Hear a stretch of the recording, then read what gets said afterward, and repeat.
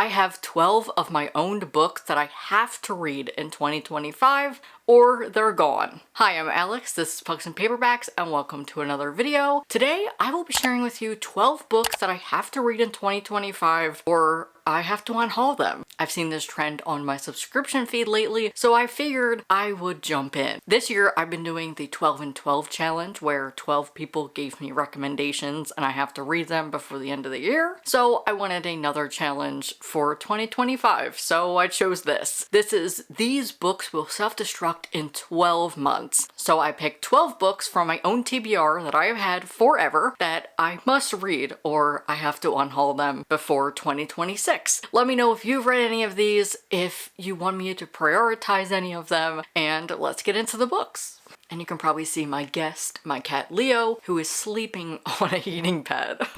The first book is Freshwater by Akaweke and Emezi, which is a book I've had on my TBR for so long. I believe this is half memoir and fiction. I know it has a lot of fantastical elements and possibly some magical realism. Like I said, I've been wanting to read this forever and I just never got around to it, so 2025 will be the year. The next book is High Risk Homosexual by Edgar Gomez, which I was kindly sent in 2022 when the book published by Soft Skull Press, and I've heard nothing but great things about this and I love reading queer memoirs, so I definitely want to make this a priority for 2025. This is a debut memoir about Edgar coming of age as a gay Latinx man, and it talks all about masculinity. In my video where I read Elliot Page's book recommendations, I learned to love memoirs about masculinity and I've been wanting to read more, so that is why I chose this book to add to my 2025 TBR. Next is another queer book that I have had for ages. This is an ARC, and you can see I even have a bookmark in there. I got 56 pages into Can't Take That Away by Salvatore, and I was kindly sent this when it was published by Bloomsbury. This is very timely. I totally forgot that it is about Wicked. Harry finds the confidence to audition for the role of Elphaba, the Wicked Witch of the West, in the school musical. So this is about a non-binary teen. It says, told in alternating chapters with identifying pronouns, debut author Salvatore's Can't Take That Away conducts a powerful, uplifting anthem, a swooning romance, and an affirmation for self-identity that will ignite the activists in all of us. They are somewhere on the gender non-binary spectrum. The next book I got when I attended BookCon, when it still was a thing. The last BookCon I ever went to, I received an ARC of Permanent Record by Mary H.K. Choi. As a lover of YA contemporary, I cannot believe I have not read from this author before. As somebody who loves YA contemporary, it is a disservice on my part that I have not read from this author yet. And like I said, I have had this ARC for so long. This came out in September 2019, so I definitely need to prioritize this. On paper, NYU dropout Pablo Rind doesn't have a whole lot going for him. His graveyard shift at a 24-hour deli in Brooklyn is a struggle. Plus, he's up to his eyeballs in credit card debt, never mind the state of his student loans. Pop juggernaut Lianne Smart has enough social media followers to populate whole continents. The brand is unstoppable. When Lianne and Pablo meet at 5 a.m. at a bodega in the dead of winter, they know they can't be together forever, but as they discover who they are, who they want to be, and how to defy the deafening expectations of everyone else, Lee and Pab turn to each other, which of course is when things get properly complicated. This sounds so good. Wow. That makes me so mad that I never read it. But I will rectify that next year. Since it's set in winter, maybe this will be on my January TBR. Let's continue the YA contemporary romance with Frankly, I'm in Love. That's not what it's called. Let's continue with the YA contemporary romance with Frankly in Love by David Yoon. This is a YA contemporary romance with fake dating. I believe I might also have a bookmark in here. I don't. I do. I don't. I don't, but I feel like I should, because I did read this before. I have tried to read this book twice, and it's not the book's fault, it's my fault. I know I got very far in this book, and then I just didn't finish it for some reason. Honestly, is that not the story of my life? Excluding the acknowledgements, this is 406 pages. That's exactly why I never finished it. No contemporary romance needs to be that long. Anyway, I've had this for so long, and that's why it's on this list. I remember buying this specific edition because I thought it was so pretty, but then I tried to read it twice, and then it just sat in my book bin, untouched, unread. It's such a shame because it's so pretty. I just never finished it.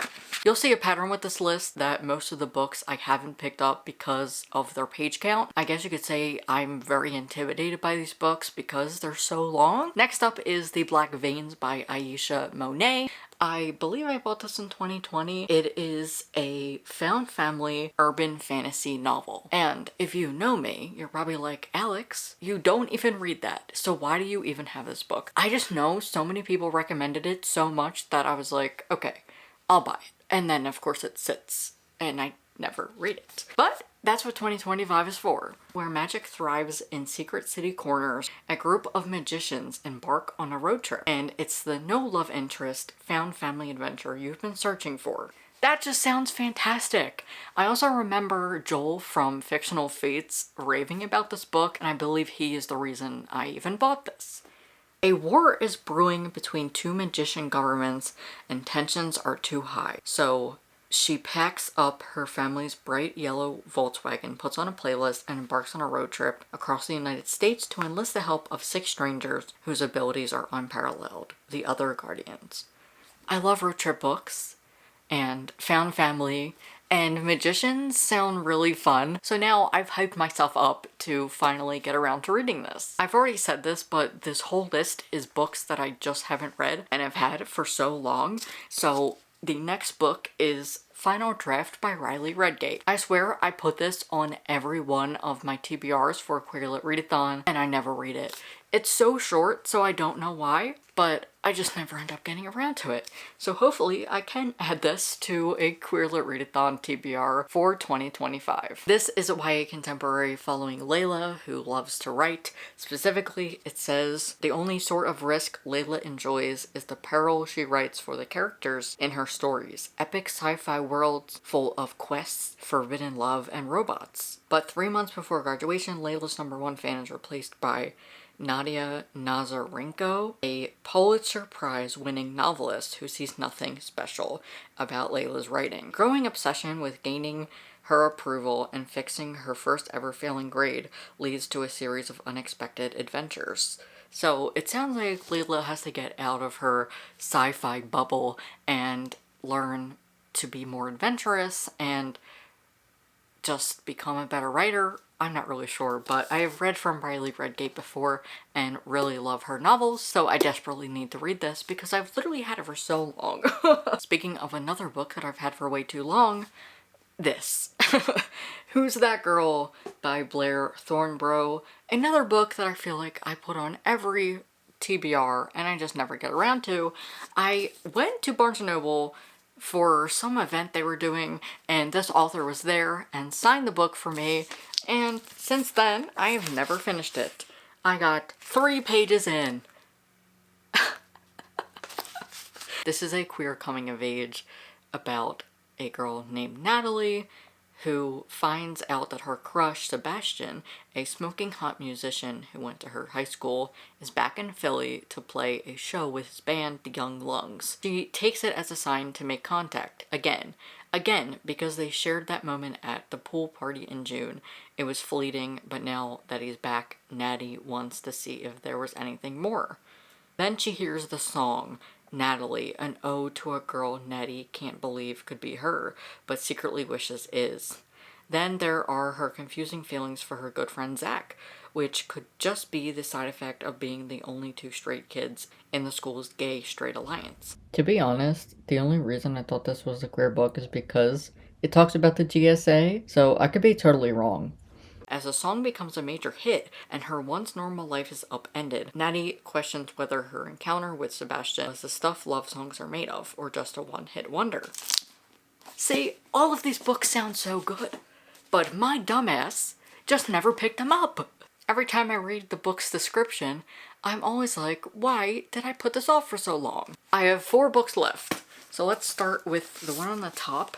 Nice Try, Jane Sinner. If you are on BookTube in, let's say, 2017, you might remember this book. It came out in 2018, and it is about a girl named Jane who goes to community college and ends up on a reality TV show. I have never finished this book, and it was so interesting when I read it. I got 68 pages into this and just never finished it, and I don't know why. I just remembered this being so popular on BookTube in the day, and I just don't know why I never finished it. Recently expelled from high school, Jane Sinner grudgingly enrolls in community college, a situation made slightly more bearable when she joins a student-run reality show. House of Orange is her chance to start over, and maybe even win a car used, but whatever. And no one there knows what she did in high school. What more could she want? Okay, maybe a family that gets why she'd rather turn to Freud than to Jesus, but she'll settle for using House of Orange's growing fan base and whatever Intro to Psych can teach her to prove to the world, or at least the viewers of substandard TV, that she has what it takes to win. Told in Jane Sinner's fresh, funny, and surprisingly poignant voice, this debut novel is both unpredictable and unforgettable. How did I get 68 pages and not finish it? I checked Goodreads because I was curious to see if there was anything there that showed me why I didn't finish this book. There's not, but I found this. It clearly shows that I was having a good time with this book, and I find it really funny that I censored myself. And I was curious to see if the author had any other books. She doesn't. This is her only book, which is sad because I feel like it was pretty popular back in the day. But nonetheless, I'm excited to finally finish it up. Next up is a middle grade, Starworld by Audrey Coulthurst, the author of this book, and Paula Gardner. I did a video back in the day when I was in college, and it's in my college dorm room because Cece from Problems of a Book Nerd put together a campaign of booktubers to share about this book, and it was a blog tour kind of thing, and I recommended books about friendship, and I featured this one, and I never got around to reading it. I mean, I was in college, I barely read during that time, and this just sat on my bookshelves. Let's read what it's about. Sam Jones and Zoe Miller have one thing in common. They both want an escape from reality. Loner Sam flies under the radar at school and walks on eggshells at home to manage her mom's OCD, wondering how she can ever leave to pursue her dream of studying aerospace engineering. Popular people-pleasing Zoe puts up walls so that no one can see her true self. The girl who was abandoned as an infant, whose adoptive mother has cancer, and whose disabled brother is being sent away to live in a facility. When an unexpected encounter results in the girls exchanging numbers, they forge a connection through text messages that expands into a private universe they call Starworld. In Starworld, they find hilarious adventures, kindness and understanding, and the magic of being seen for who they really are. But when Sam's feelings for Zoe turn into something more, will the universe they've built survive the inevitable explosion? Okay, so I guess this is actually YA. I don't know why I thought that it was middle grade, but I believe it's YA. The authors were so kind. They sent us signed books, and it was a really great thing to be a part of. And I apologize that I literally never got around to reading the book. I don't know what demographic this is, if it's YA or middle grade. I'm leaning more towards YA. It is published by Candlewick Press, who do publish both middle grade and YA, so I'll have to figure it out and get back to you. Next up is a beloved YA author, Jenn Wilde. This is The Brightsiders. This is another book that I had started twice and never finished. The second time I got 15 pages in, and it has a car accident in it, which is triggering for me, so I didn't finish reading it. So I do want to give it another chance because I feel like I'm in a better headspace. Initially, I picked this up again when I was writing my High School Musical retelling book that features a band, and I wanted to get some inspiration, so I was like, why don't I read this? And then I didn't like the car accident scene, so I didn't finish it. But I feel a lot better now and think I'll be able to read this. And honestly, if not, I'll just skip the car accident scene because I don't really think it's all that important. It just is the inciting incident. And last, if you've been following my channel, you probably recognize this book. It is A Season of Daring Greatly. As you can see, there's a baseball on the cover. How cool is that? To become the first woman to play professional baseball, Jill Cafferty has to defy conventions, live up to impossible expectations, throw some strikes, and have fun doing it. I have put this on so many TBRs and I never read it, and I hate that. Jill Cafferty just made history. She's the first woman ever drafted by a Major League Baseball team. She has to leave home and all her friends and her dog only days after her high school graduation, and she'll have her first night as starting pitcher not long after that. This sounds so good. How have I not read it? And I know that can be said for every single book that I mentioned here. This came out in 2017, so this is the oldest book on this TBR. So those are the 12 books that I must read in 2025, or they're getting unhauled because it's been way too long that I haven't read them. Let me know one book that you would like to read in 2025 that you might have also been putting off, or any of the books that I mentioned in this video that you would love to hear my thoughts on. Leaving a comment really helps out my channel, so thanks if you do so. And while you're down there, feel free to give this video a thumbs up. It really helps me out. And if you're new here, hi, I'm Alex. This is Books and Paperbacks, where I love to shout about queer and trans books. So if you're into that, feel free to hit subscribe. Thank you so much to my patrons for their continuous support. And if you'd like to support my channel further, I have a Ko-fi and my Patreon. If you'd like to watch more, here is a video that YouTube recommends. Thanks so much for watching, and I hope to see you in my next video very soon. Bye.